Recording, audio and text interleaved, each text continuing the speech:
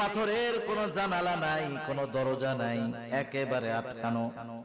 ওই পাথরের মধ্যেও কোনো মানুষের যদি কোনো আমল থাকে, কিয়ামতের দিন সেই আমল হাজির করবে কে?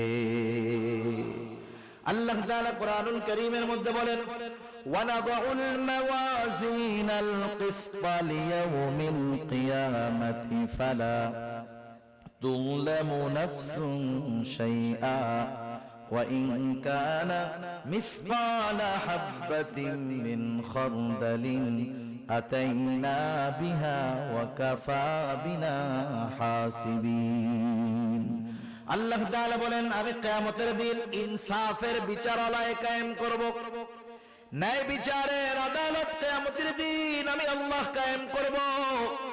বাস্তব কথা, তিতা লাগলেও সত্য কথা, দুনিয়ার আদালতগুলোর মধ্যে ইনসাফ নাই, বেইনসাফি ভরা।